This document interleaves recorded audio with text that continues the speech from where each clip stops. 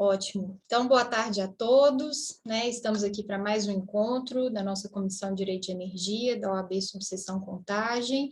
Eu sou Luana Riquelme, esse trabalho vai ficar gravado, vai ficar disponível no YouTube, né, na subseção da OAB Contagem, para acessos posteriores. Eu conduzo os trabalhos dessa comissão, a qual tenho, né, grande honra, inclusive, acho que o assunto é bastante nobre, inclusive todo o tema que nós vamos tratar aqui. Queria agradecer desde já todos os presentes, né, todas as pessoas que também vão assistir isso de modo remoto. Agradecer ao AB, na pessoa do Rogério, acredito que daqui a pouquinho vai poder se habilitar. Que conduz também os trabalhos aqui na comissão, como diretor, com grande maestria, nos dando bastante suporte para tudo acontecer. Um especial agradecimento à doutora Marina Meyer Falcão, que está aqui conosco, que tão gentil e prontamente aceitou o nosso convite. Doutora Marina, muito obrigada, né, por estar aqui e fazer parte também desse trabalho. Convido a quem está aqui presente e também a quem nos assistir via transmissão, para que faça parte da nossa comissão. Meus contatos, né, eu vou deixar aqui no chat, e quem tiver interesse pode buscar a OAB de Contagem, Comissão de Direito de Energia. Bom, antes de passar a palavra, eu queria pedir licença até para ler o currículo da doutora Marina e apresentá-la, é extenso, então eu vou proceder a uma leitura, acho que vai ficar mais fácil, mais bem representado. Doutora Marina, que advoga na área de Direito Regulatório de Energia, é CEO da Meyer Advocacia, é diretora jurídica da ABDG, foi durante 5 anos superintendente de políticas energéticas do Estado de Minas Gerais, secretária do Comitê de Petróleo e Gás de Minas, é também professora da PUC na pós-graduação, né, de geração distribuída, foi membro representante do governo brasileiro na missão de energia para os Estados Unidos no ano de 2016, atualmente é presidente também da comissão de geração distribuída da OAB, subseção Belo Horizonte, OAB Minas, é parceira também do escritório Andrade Silva, a quem faço, inclusive, uma honrosa menção, um agradecimento ao doutor Davi, em especial, né, se não estiver aqui conosco, que fique registrado esse intermédio, e que também tão gentilmente fez essa nossa aproximação, né, Marina? Antes de passar a palavra para a doutora Marina, eu queria fazer uma exposição, ainda que breve, dos motivos que levaram a nossa Comissão de Direito de Energia a abordar esse tema, né? Então, aqui nós temos um pouquinho, né, dos 3Ds da sustentabilidade, o que nós vamos tratar aqui hoje, mas é muito importante a gente entender, assim, o que está envolvido e por que esse assunto está tão à tona, né? Já é de muito tempo, o assunto não é novo, mas muito recentemente, em agosto desse ano, né, nós tivemos aí a divulgação do primeiro, né, são 3 grupos componentes do painel intergovernamental de mudanças climáticas no âmbito da ONU, e o primeiro grupo soltou o relatório, né, o 6º relatório, e esse relatório nos trouxe aí um pouco mais os aspectos físicos das mudanças climáticas, né, e de toda a consequência para o nosso planeta. Em 2018, né, nós tivemos um relatório também lançado, naquela época, e ainda hoje conhecido como relatório 1,5 grau.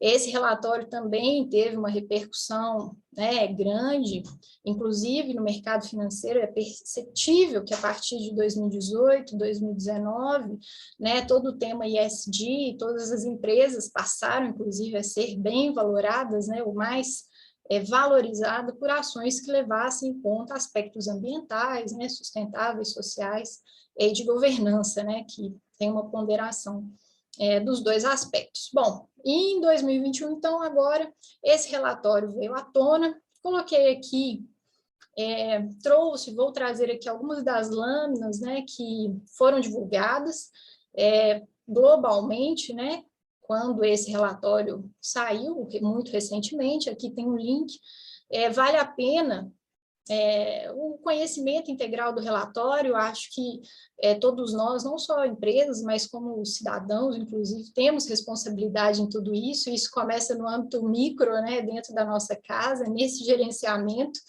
de tudo, é a nossa responsabilidade enquanto seres humanos. Então, esse relatório, bom, voltando aqui no âmbito do relatório, ele trouxe, né, como a influência humana teve uma relação direta com o aumento, né, da temperatura do planeta, e principalmente nos últimos 2.000 anos.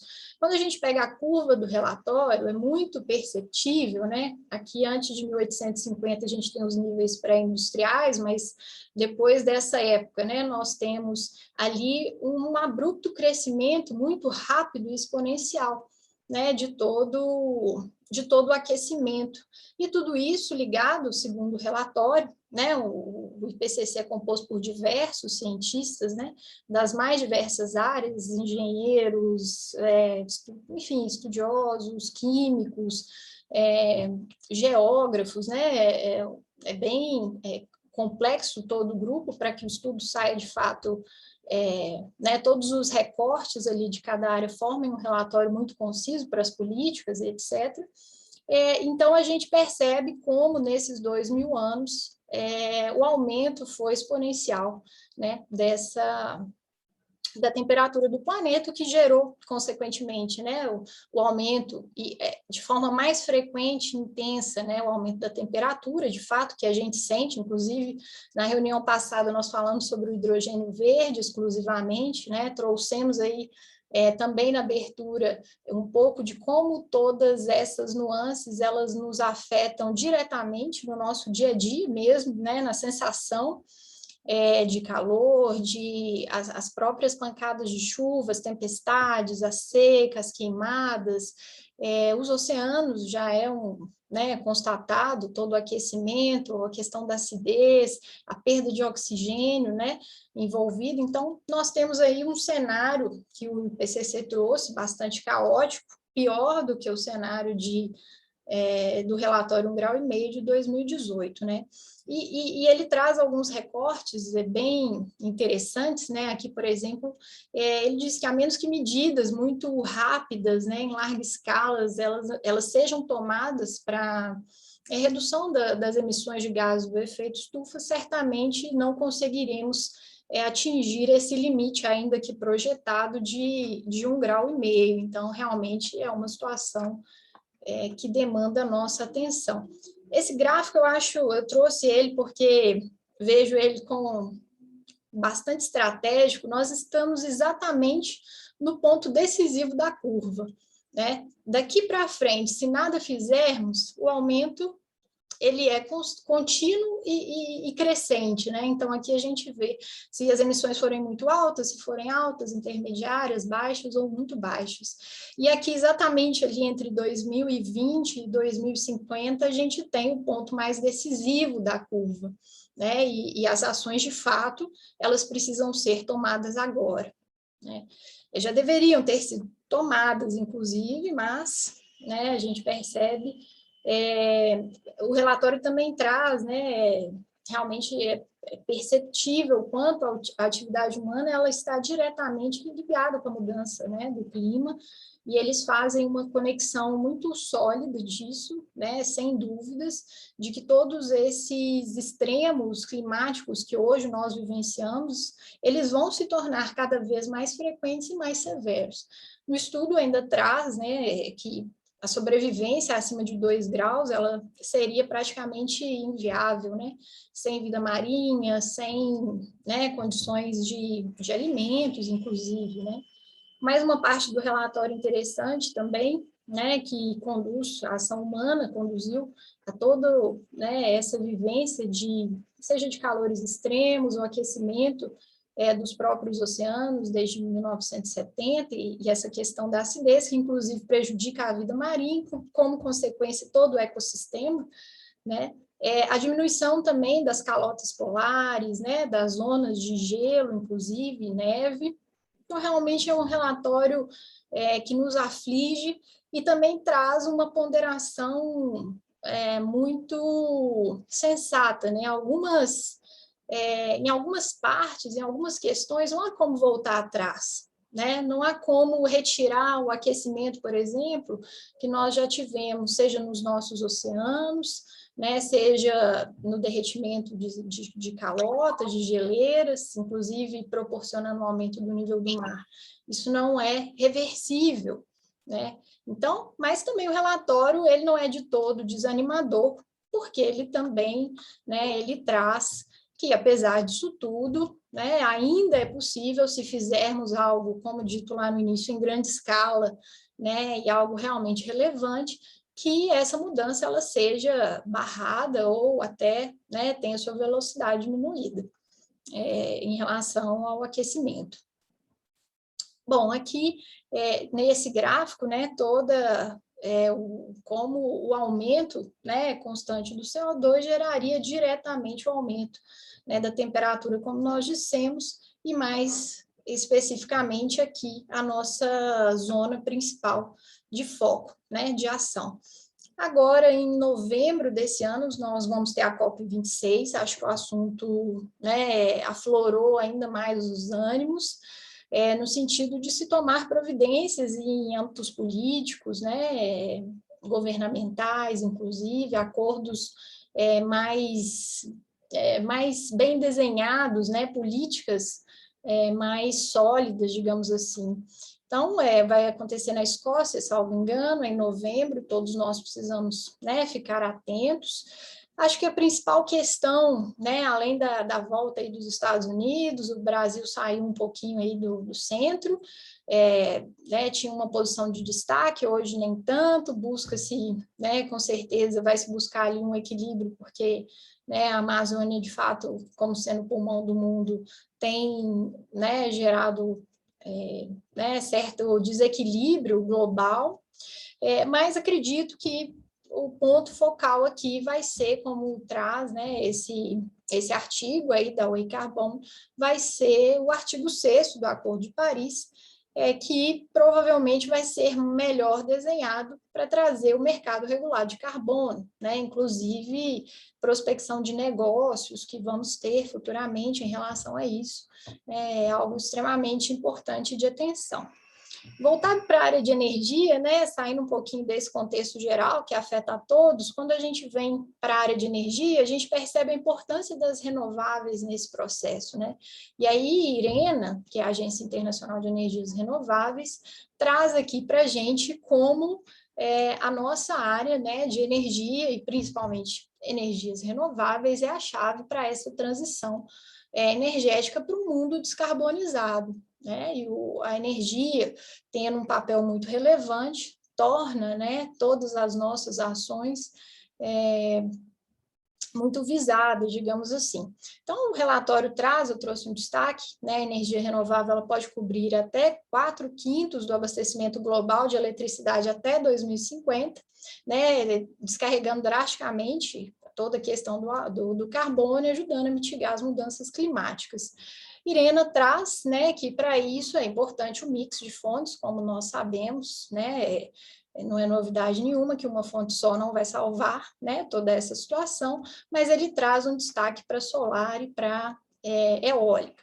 Também a IRENA, né, faz e achei interessante trazer essa correlação pela digitalização que nós vamos ver daqui a pouco, traz a importância da inovação, né, nesse processo de transformação.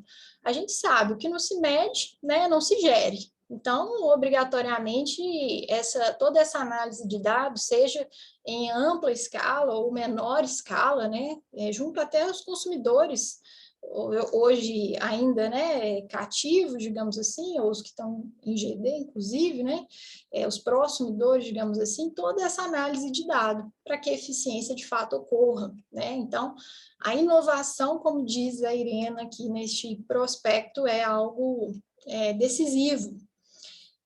Aqui também, né, fechando um pouquinho o raciocínio da Irena, né, que essa transformação toda energética, ela também faz sentido sob a ótica econômica. Se a gente analisar desde 2007, como a escala vem aumentando, né, percebemos uma redução no custo, né, dos custos todos envolvidos, das tecnologias, das fontes renováveis, principalmente, né? É claro, com incentivos governamentais, tudo isso ajuda, depende de política, né? Das políticas públicas.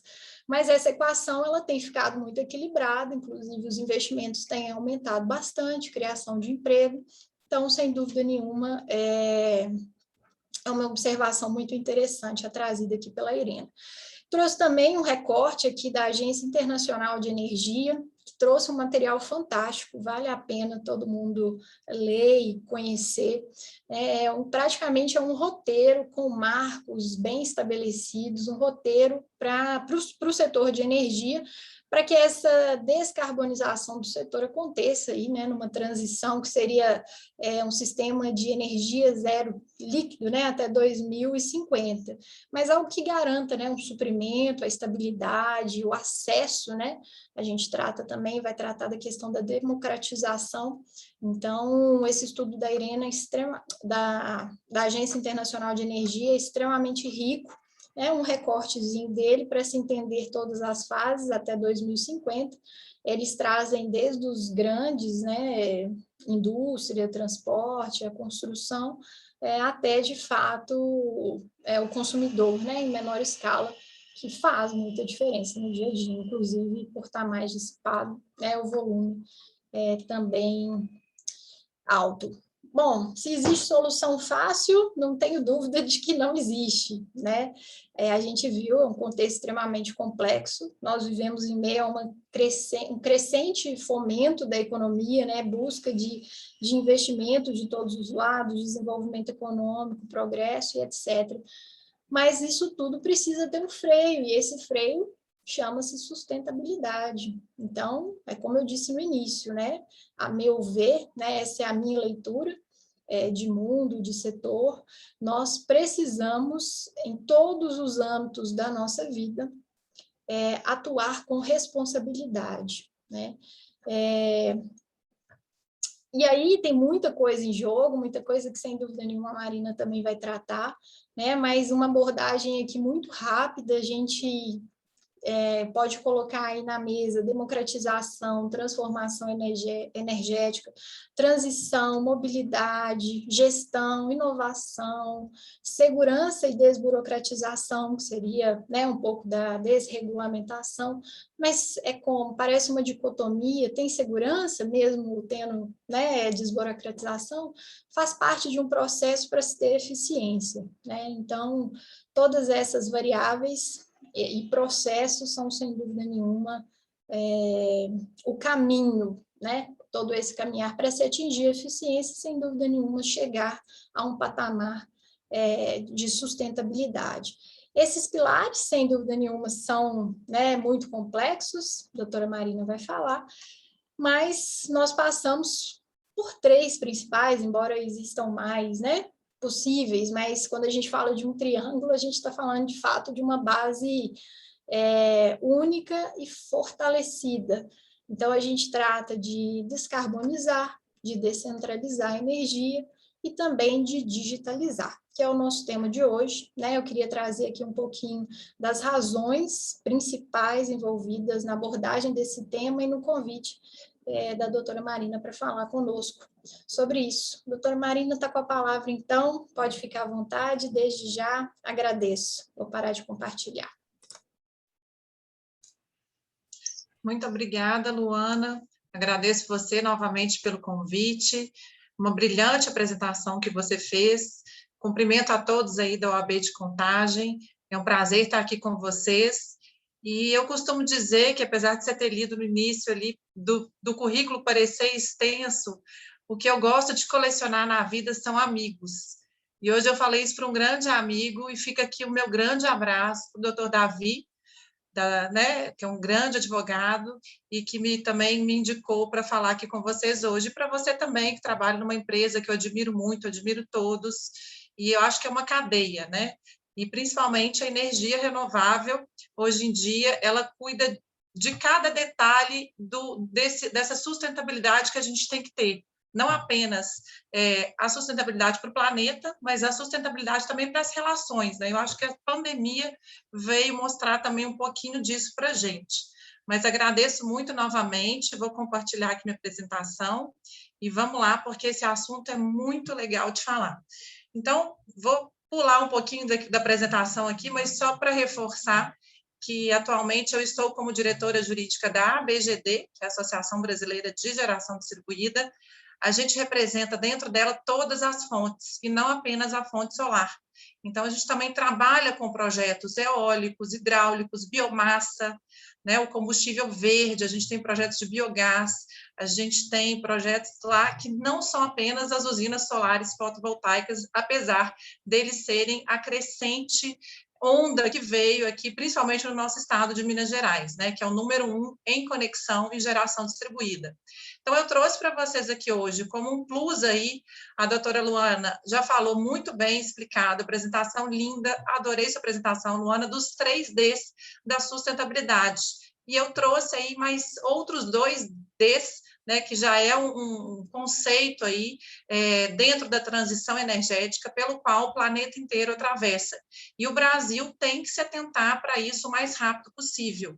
Né? Então, como você muito bem colocou lá, a International Energy Agency dos Estados Unidos, né, que a sede é lá, mas ela é a agência interamericana, internacional na área de energia, que soltou aquele Net Zero, a gente tem que se atentar para isso. Então, um plano para 2050, o Brasil sequer tem um plano nesse sentido, né? Infelizmente, principalmente para redução de veículos a combustão, que a gente está super atrasado, né? Então, são várias questões que a gente precisa urgentemente entrar nessa rota aí dessa sustentabilidade.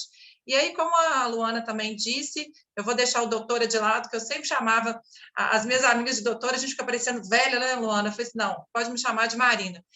Já te convido também para fazer parte da nossa comissão de geração distribuída aqui na UAB de Minas, né, seção Minas Gerais, mas aqui em Belo Horizonte, como você disse. E por que a gente separou esse tema da geração distribuída? Porque a gente tem uma comissão de energia aqui também em Minas, que é muito bem representada pela presidente, que é a doutora Cristiana Nepomuceno, e a doutora Fátima, que é a vice-presidente, mas esse assunto da geração distribuída tomou uma proporção tão grande e a gente ficou envolvido com ele, né? Tanto que ele está agora com esse novo marco aqui que eu trouxe para vocês, que é o PL 5829, para ser transformado aí numa legislação federal sobre o assunto na área de geração distribuída.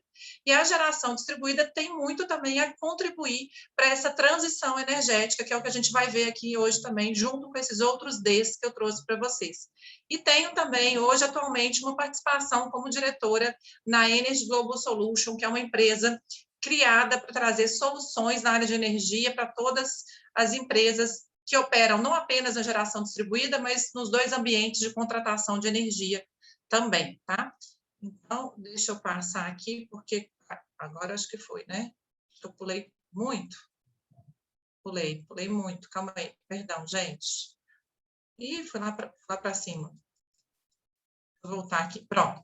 Então, a transição energética, desculpa aqui o erro, porque eu tive que colocar no módulo visualização integral, e aí eu não estou acostumada com o computador aqui contando antes para a Luana, né? Mas vamos lá. A transição energética hoje que a gente tem no Brasil, que está completamente alinhado, inclusive com o conceito de geração distribuída, como a Luana até trouxe na apresentação dela, seriam esses 3Ds aí, que inclusive vai completamente no caminho correto, né, que é a descarbonização do setor.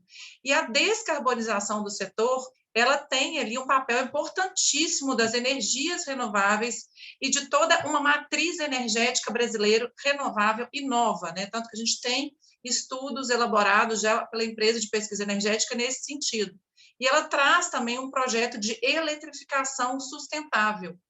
E essa descarbonização, inclusive, ela está dentro do conceito da geração distribuída, porque a geração distribuída ela procura descarbonizar o setor com fontes limpas e renováveis, também descentralizar o setor. Então, o que significa essa descentralização? Né? A gente vai ter uma geração mais rápida junto à carga, que foi, inclusive, o conceito originalmente quando da criação da Resolução 482, que é a norma mãe da geração distribuída.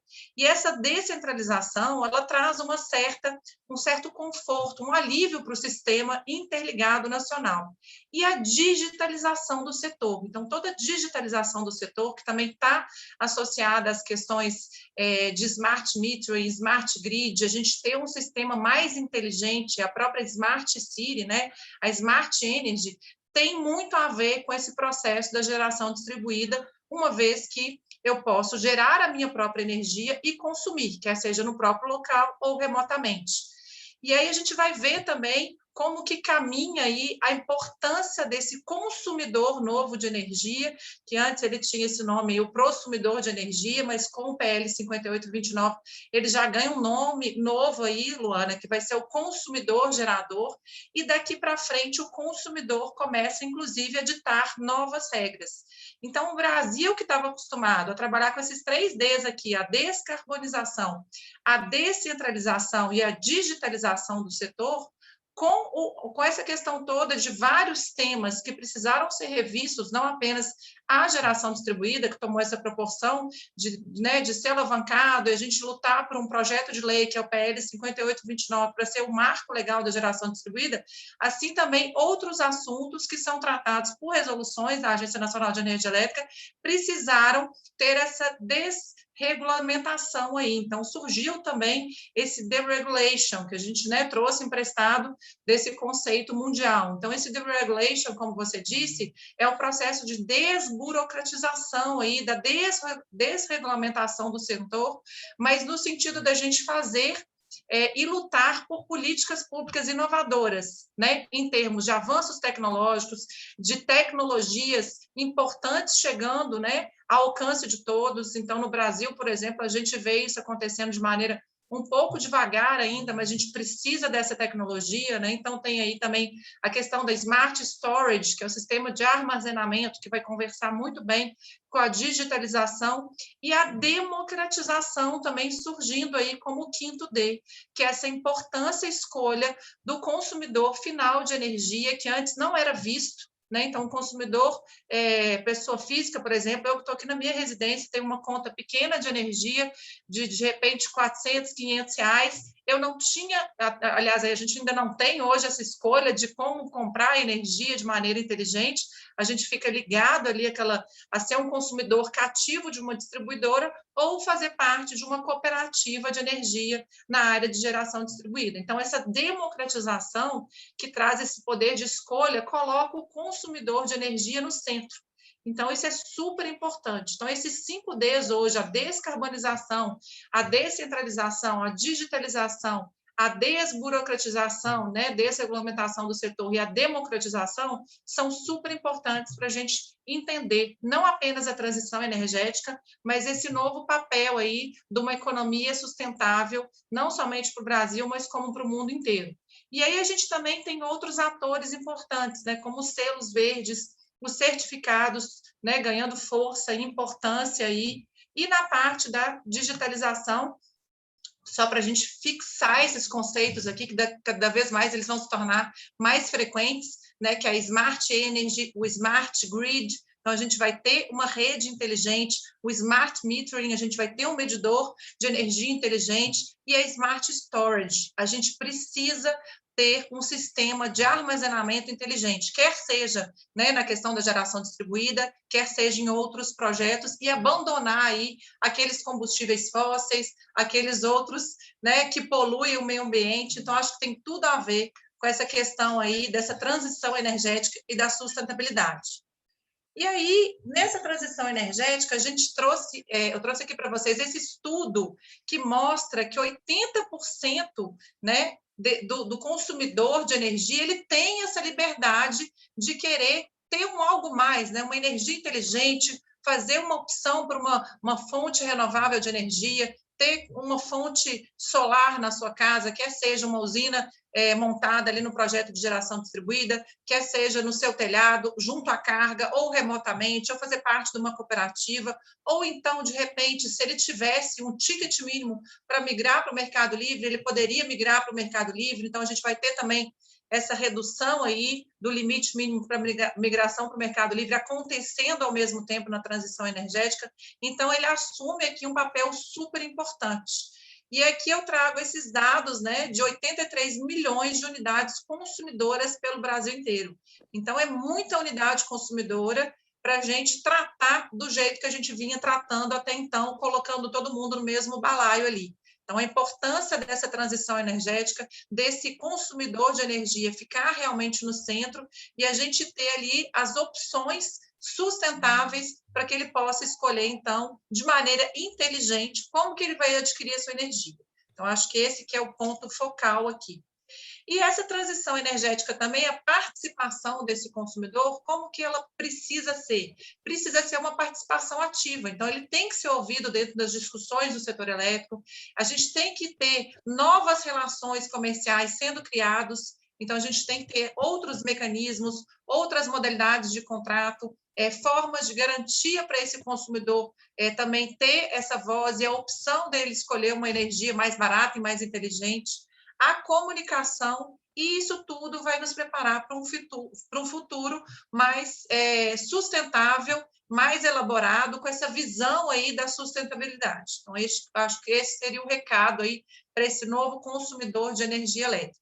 E aí, falando um pouquinho da geração distribuída para vocês, e eu trago aqui também um pouquinho dos últimos acontecimentos em relação a esse novo marco legal da geração distribuída, que é o projeto de lei 5829, que a BGD acompanha ele desde o comecinho, e ele tem um grande protagonista por trás, que é o deputado Lafayette Andrada, e a gente lutou muito para esse projeto ser aprovado na Câmara, e ele vai ser, então, um novo marco legal da geração distribuída. E eu costumo dizer, Luana e pessoal, que ele vai, inclusive, ser uma questão que vai dar um fôlego para as outras discussões do setor elétrico que também acontecem em paralelo, que são tão importantes quanto também esse processo de revisão da geração distribuída. Mas nesse segmento aqui, inclusive, o consumidor gerador, né, que era um antigo prosumidor, que ele já vem com esse nome lá no PL 5829, ele passa a assumir um papel super importante no setor elétrico brasileiro. Tá? Então, por isso que eu falo que a geração distribuída, ela inaugura uma nova fase no setor elétrico brasileiro, ela está alinhada, inclusive, com esses 5 Ds aí, que a gente, né, trouxe para vocês, e no futuro, inclusive, esse consumidor gerador, ele vai ser um consumidor que vai gerar a sua própria energia, consumir e armazenar. Então, ele vai ser um prosumer, né? Já é um termo, inclusive, também já usado bastante, ele vai ter ali todas as possibilidades dentro, né, do seu projeto energético ali, e isso é sensacional, né? E falando um pouquinho de questões que foram discutidas nesse novo projeto de lei 5829, como a gente pagava, não é nem que a gente pagava, né? Qual que é a questão toda da geração distribuída? Eu gero a minha própria energia e aquela unidade consumidora vai consumir aquela própria energia. Daí, esse conceito do consumidor gerador. Se eu fizer esse consumo no meu próprio telhado, para uma pessoa só, eu vou estar fazendo junto à carga. Se eu fizer uma geração compartilhada, eu vou fazer, geralmente, né, são projetos remotos, e eu vou ter ali, antes eu tinha, né, 2 opções, o consórcio e a cooperativa. Com o PL 5829, a gente vai ter 3 modalidades novas. Mas aí eu teria, né, voltando para o que a gente tem hoje, que é o consórcio e a cooperativa, eu teria que aderir a um consórcio, a uma cooperativa e gerar remotamente, participando de um desses 2 modelos societários. E toda essa questão de eu gerar a minha própria energia e consumir, a gente tem que desmistificar isso também, né, Luana? Porque a gente paga, sim, por esse uso desse fio. Né? Tem muita gente que acha que não paga, mas a gente paga. Até o limite da microgeração, que é 75 kW, a gente paga um valor mínimo ali pelo uso desse fio, que chama custo de disponibilidade, pelo uso do fio da rede de distribuição da distribuidora. Então, esse valor ele varia em média aí, até no máximo R$100, porque ele vai ser por tensão, monofásico, bifásico, trifásico. E acima de 75 kW, que são os projetos de mini geração distribuída, a gente paga a demanda contratada, que é o valor pelo uso do fio, né? a tarifa do uso do sistema de distribuição, que na geração distribuída ganhou ali um novo nome também, que é o MUSD, montante do uso do sistema de distribuição. Como as distribuidoras, então, com essa discussão toda da revisão do processo da geração distribuída, que inclusive já era previsto desde a publicação da resolução 482 e das outras duas resoluções que alteraram a 482, a gente já teria, né, que ter, sim, esse processo de revisão e rever essa remuneração de maneira adequada, né? Entendo que sim, né? Tudo bem que a gente fez isso de uma maneira um pouco prematura no Brasil, a gente, né, poderia ter esperado um momento mais propício da geração distribuída atingir um grau de penetração maior, mas, infelizmente, como não foi assim, a gente tem que lutar por uma questão mais justa e equilibrada. E foi isso que o setor inteiro fez, então, e se uniu à BGD e com várias outras associações em prol desse PL 5829. E aí, nesse contexto de equilíbrio e uma busca mais inteligente por essa remuneração do fio, a gente chegou aqui nesse conceito dessa nova tarifa para geração distribuída, que está lá no PL 5829, que é a TUSG. Então, a gente vai ter uma tarifa própria para a geração distribuída. E eu trouxe aqui o conceito do Código Brasileiro de Energia Elétrica, porque a gente também, nessa discussão toda do PL 5829, que eu contei para vocês, que o grande protagonista é o Lafayette Andrada, ele já tinha um substitutivo, que era o capítulo da geração distribuída, que estava dentro de um outro projeto de lei dele, que é o Código Brasileiro de Energia Elétrica, e aí ele foi tomando proporções grandes, que ele se transformou completamente até o texto que a gente tem hoje, que é o novo acordo, que a gente chama aí, o novo acordo do setor de geração distribuída com esse PL 5829, que já foi protocolado e, graças a Deus, já passou pela Câmara dos Deputados. A gente batalha agora para ele ser aprovado no Senado. Então, essa nova tarifa trouxe, inclusive, aí um alívio para o setor, porque ela representa, em média, 1/3 do valor que a gente paga para aquele MUGE, pelo montante do uso do sistema de distribuição. Então, foi um ponto super positivo, essa nova tarifa específica para geração distribuída. E aí, em termos de contexto regulatório, de histórico aí, né, como a gente chegou no PL 5829, como eu mencionei para vocês de maneira bem rápida, a gente tem a norma-mãe, que é a Resolução 482, né, que é o berço aí da geração distribuída, que ela foi alterada por essas duas resoluções até hoje, a 687 e a 786. Se a gente tivesse um processo administrativo sendo conduzido pela Agência Nacional de Energia Elétrica, a gente teria uma terceira resolução que iria alterar essa 482, mas não tivemos. Então, a gente veio, né, o PL 5829 trouxe essas novas regras aí para a geração distribuída. E um dos pontos que ele trouxe e chamou a atenção de muita gente está aqui nesse slide que eu trouxe para vocês. Então, muita gente ficou preocupada, ai, meu Deus do céu, o que eu vou fazer com o meu processo de conexão, com minhas usinas, com o consórcio que eu estou fazendo parte? Esse direito adquirido foi preservado, e graças a Deus, tem que ser assim, né? A gente que é advogado, sabemos que se a gente não tiver isso, o Estado democrático né, do Brasil e a nossa Constituição não serviria para nada. Então, a gente tem essas regras claras. Isso foi mantido, foi preservado. Então, o que significa isso? Quem já tem os contratos assinados com as distribuidoras, que é o contrato do uso do sistema de distribuição e o contrato de compra de energia regulada, já tem esse direito adquirido. E também as unidades consumidoras que se conectarem durante essa vacância. O que é essa vacância? É, depois da lei publicada, o período de 12 meses. Então, se a lei for publicada no janeiro de 2022, janeiro de 2023, eu tenho essa vacância de 12 meses. Depois desse prazo é que eu entraria na regra nova. Então, meu direito fica preservado durante aquele período. Então, essa vacância aqui também foi uma questão importante. E aí veio também uma questão lá dentro do PL 5829 em relação ao que a Agência Nacional de Energia Elétrica teria que trazer para o setor como valoração dos benefícios da geração distribuída.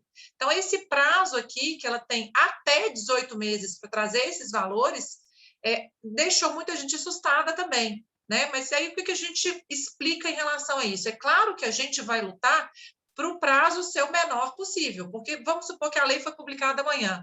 Eu tenho certeza que em 30 dias, no máximo, todas as associações já se reuniram para que saia esse valor aqui o quanto antes. Por que isso? Porque senão isso causa uma insegurança jurídica muito grande para o setor e acaba, inclusive, atrapalhando os investimentos das empresas que operam nesse sentido. Então, esse é um ponto para a gente ficar atento, sim.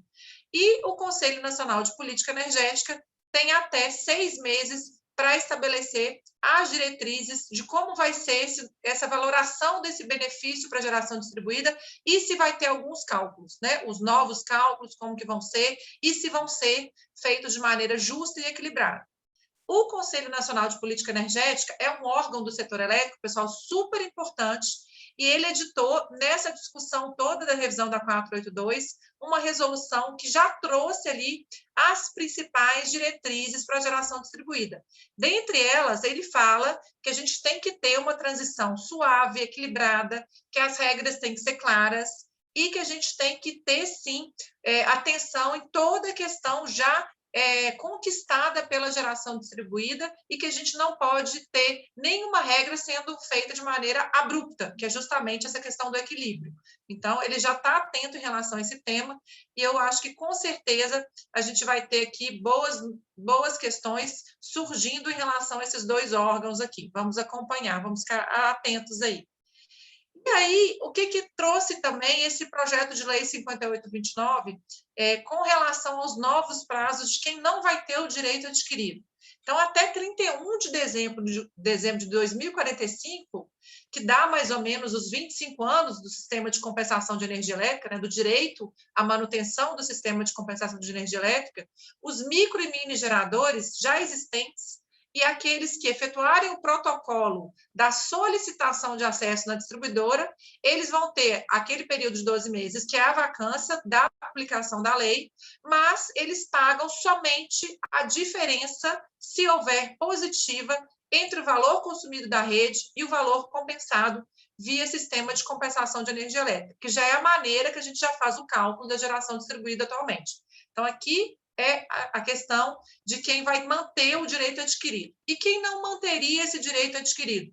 Os consumidores geradores, né, já com esse novo conceito, que solicitarem o acesso à rede, né? Então, dentro do processo de conexão, entrar com a solicitação de acesso após o período de vacância, após os 12 meses.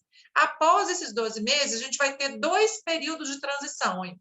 Um de 7 anos e um de 9 anos. E aí, durante esses 2 períodos, eles vão pagar pelo uso do fio, né, que é a TUG fio B, que a gente chama a tarifa de uso do sistema de distribuição, da seguinte maneira em relação a esses 2 prazos aqui.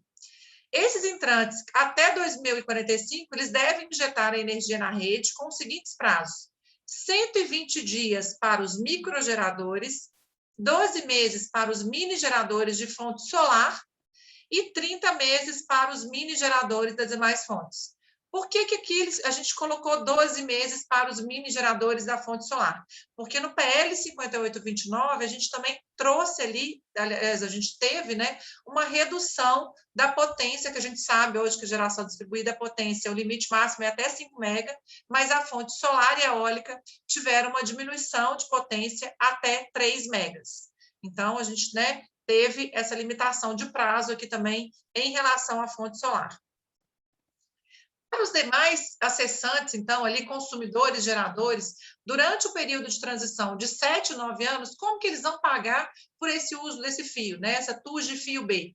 Então, eles vão pagar quais as unidades consumidoras que pagariam por esses custos aqui que eu trouxe para vocês, que eu já vou explicar, que seriam, então, a geração distribuída local, então, a GD local junto à carga, a geração distribuída remota até 500 kW, exceto de fonte despachável, porque acima de 500 kW também tem uma regra diferente, os empreendimentos de múltiplas unidades consumidoras e geração compartilhada, exceto, nesse caso, se os EMUCs e a geração compartilhada tiverem um único titular, né, com exceção do próprio titular do empreendimento, que detenha mais de 25% da participação do excedente de energia elétrica. Nesse caso, a regra dele vai ser diferente também. Então, essas unidades consumidoras aqui, GD local, GD remota até 500 kW, EMUC geração compartilhada, eles já vão pagar imediatamente, nesse período de transição aqui, 100% dos custos do uso do fio, né? Então, da TUG fio B, 40% do custo de transmissão, TUS de fio A, inclusive rede básica, e 100% dos encargos. Então, encargo de pesquisa e desenvolvimento, fiscalização e tarifa social de energia elétrica. Esses 18 meses da publicação da lei, eles valerão após o período de transição, que será 9 anos, para os que protocolarem o acesso entre o 13º, então depois da vacância, e o 18º mês, após a publicação da lei, e 7 anos para os demais. Então, como que esses demais aqui vão pagar por esse uso desse fio? Trouxe aqui para vocês também. A regra deles vai ser diferente. Eles vão pagar, eles vão considerar primeiro, né? Então, a GD local, GD até 500 kW, EMUC e GC pagam da seguinte maneira, né? 15% a partir de 2023, pagando 100% da TUS de fio B. 30% a partir de 2024, 45% a partir de 2025, 60% a partir de 2026, 75% a partir de 2027, 90% a partir de 2028 e, no 7º ano, ele já estaria pagando aqui 100% do uso da TUS de fio B, né? Que é a regra do artigo 15 até a partir de 2029. Quem já protocolou ou quem já tem os contratos assinados e fez o protocolo da solicitação de acesso nos 12 meses, está com a sua regra garantida, os seus contratos garantidos, e isso não pode ser alterado de maneira nenhuma, é o direito adquirido. O novo conceito da TUS de G, eu já trouxe para vocês lá no início, mas aqui a gente tem ele escrito, né, como que funciona esse cálculo. Então, é uma tarifa de uso do sistema de distribuição referente às centrais geradoras, a TUS de DG, né, com componente da tarifa de uso do sistema de distribuição referente às centrais geradoras, incluídas as de mini geração distribuída e representada por valor monetário, que ainda vai ser determinado pela ANEEL. Então, a gente vai ter que ter uma resolução normativa da agência de como que vai ser as regras dessa nova TUS de G, estabelecidas em reais por megawatt-hora ou reais por quilowatt-hora, utilizado para efetuar o pagamento pelas unidades consumidoras que vão colocar e usar pelo sistema de distribuição. Essa nova TUS de G, reforçando o que eu disse anteriormente, ela vai ser 1/3 do atual valor que a gente paga hoje, do atual MUG. Então, ela vai fazer uma diferença grande aí para quem já tem esses pagamentos feitos mensalmente, então, várias usinas. E, em relação aos projetos novos, que são aí os novos modelos de negócio que vão surgir na geração compartilhada, além do consórcio e da cooperativa, a gente vai ter também o condomínio voluntário, o condomínio edilício e a associação civil, que são institutos lá do Código Civil, mas que a gente vai poder fazer também a geração compartilhada através dele, sempre adaptando as questões para geração distribuída. Outra questão que veio também no PL 5829 foi que a gente até pegou emprestado dos projetos de usinas centralizadas, né? Nos projetos de geração centralizada, a gente vê que a garantia de fiel cumprimento ela é exigida e tem uma razão de ser, né? A gente tem que inclusive acabar, e o objetivo da gente ter colocado isso no PL 5829 foi acabar com aquela especulação que acontecia com os processos de conexão, principalmente em Minas Gerais, né, Luana? Então, várias pessoas entravam com o processo de conexão e ficavam ali literalmente sentados naquele ponto de conexão, né? E acabava atrasando vários outros processos de conexão ou não desenvolviam aqueles projetos. Então, para a gente não ter essa especulação, esse risco também da gente ter vários pontos de conexão esgotado, como aconteceu em Minas Gerais, né? A gente teve isso. Então, hoje em dia, eu acho que a única distribuidora que, inclusive, oferece um mapa de disponibilidade para mostrar onde que tem ponto de conexão disponível é a CEMIG. Então, a gente fez essa inclusão aqui da garantia de fiel cumprimento. Então, os projetos de mini geração distribuída acima de 500 kW, tá, pessoal? Então, não são qualquer projeto, eles têm que apresentar o valor mínimo de 2,5%, tá, de garantia de fiel cumprimento, e os projetos acima de 1 mega, então, a partir, né, maior ou igual de 500 kW até 1 mega, 5% da garantia de fiel cumprimento.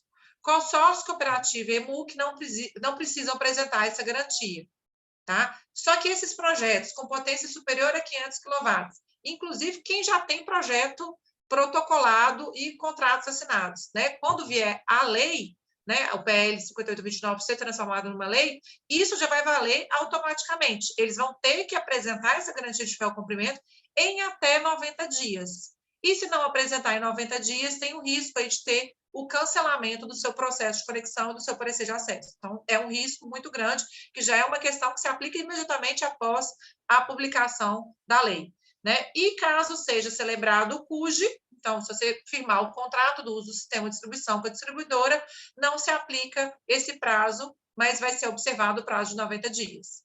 E, como é um assunto novo, também a Agência Nacional de Energia Elétrica vai regulamentar como que vai ser feito esse depósito calção aí, que é muito comum para a gente advogado esse termo, né? A gente, quando vai explicar para os engenheiros, que eles ficam meio confusos como que funciona essa garantia de fiel cumprimento, mas para a gente é super tranquilo. E, por fim, acho que, por fim, não, né? Por fim, esse era o último ponto mais importante que eu tinha trazido para vocês, que eu trouxe para vocês aí no PL 5829. Não fiz aqui a conclusão da transição energética, justamente para a gente debater esse ponto aí que a Luana trouxe na apresentação dela, que complementou bastante o que eu trouxe aqui. Então, fico à disposição aí para perguntas. Meu e-mail está aqui, meu telefone também. E agradeço mais uma vez, Luana. Marina, obrigada pela exposição. Acho que elucidou de modo muito claro todas as alterações que, né, certamente vamos ter aí como um marco legal tão esperado, né, principalmente pelos investidores. Falta isso, falta segurança, né, até para poder crescer. Então, desde já agradeço, acho que ficou extremamente complementar mesmo, né, a gente já trocou aí, né, fizemos um histórico, e sem dúvida nenhuma, né, a geração distribuída, né, a descentralização é um pilar, né, assim, eu entendo pela complementariedade de todos eles, né, quando a gente fala aí dos 3Ds, um sem o outro, né, não daria certo. Como a gente está, né, voltado aqui para a área de energia, sem dúvida nenhuma, foi muito aplicável, agradeço muito. E se alguém quiser fazer alguma pergunta, nós não tivemos nenhuma no chat, mas fiquem à vontade também para mandar por e-mail, deixei o meu contato também no chat. A nossa reunião vai ficar gravada, então, posteriormente também é possível ter acesso, né, a todo o material. Então, é isso. Vamos ver se alguém quer se manifestar, quer complementar. A gente já está aí com a hora também quase estourada, né, Marina? Você tem um compromisso agora também. Mas também depois, Luana, estou à disposição no meu e-mail. A gente pode, né, qualquer dúvida, ser enviada por e-mail, com certeza. E durante o período que vocês precisarem. Tá joia, tá bom. Obrigada, Marina. Obrigada a todos, então. A gente vai encerrar. Tivemos um cumprimento. Parabéns também. Obrigada eu, viu? Grande abraço. Abraço. Tchau. Tchau. Até mais.